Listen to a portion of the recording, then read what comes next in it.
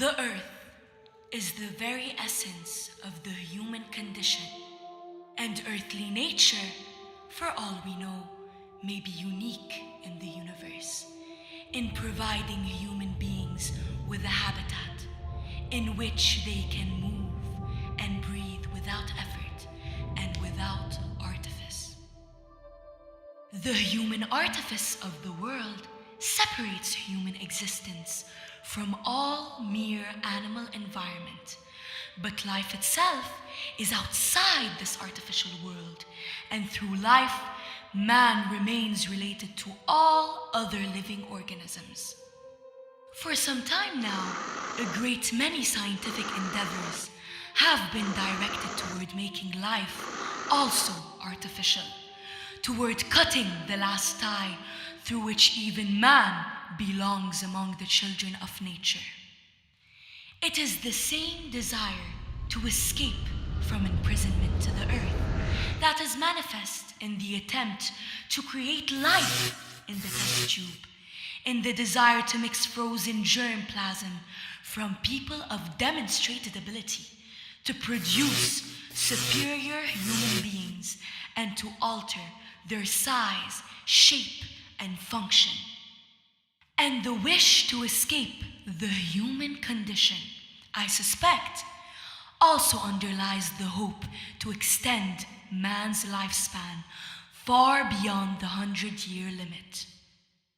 This future man, whom the scientists tell us they will produce in no more than 100 years,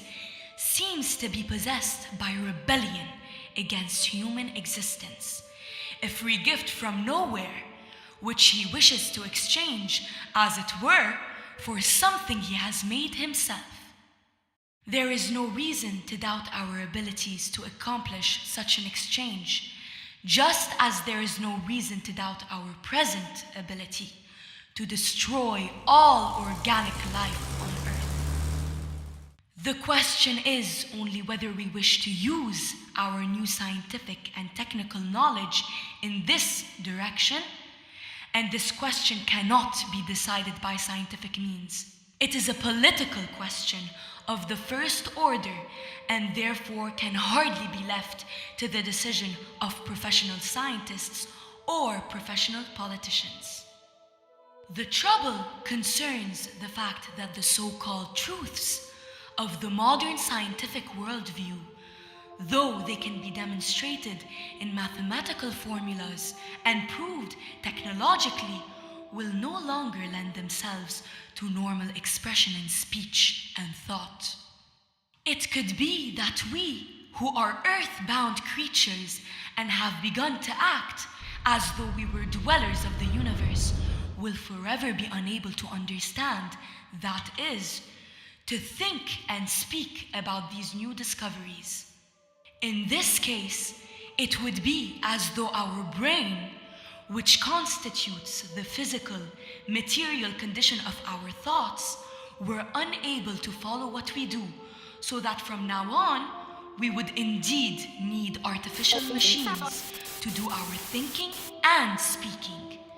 We would indeed become the helpless slaves, not so much of our machines as of our know-how, thoughtless creatures at the mercy of every gadget, which is technically possible, no matter how murderous it is. The situation created by the sciences is of great political significance. Wherever the relevance of speech is at stake, matters become political by definition, for speech is what makes man a political being. The reason why it may be wise to distrust the political judgment of scientists is not primarily their lack of character, that they did not refuse to develop atomic weapons, or their naivety, that they did not understand that once these weapons were developed, they would be the last to be consulted about their use, but precisely the fact that they move in a world where speech has lost its power, and whatever men do or know or experience can make sense only to the extent that it can be spoken about. There may be truths beyond speech, and they may be of great relevance to man in the singular, that is, to man insofar as he is not a political being. Men in the plural, that is, men insofar as they live and move and act in this world, can experience meaningfulness only because they can talk with and make sense to each other and to themselves.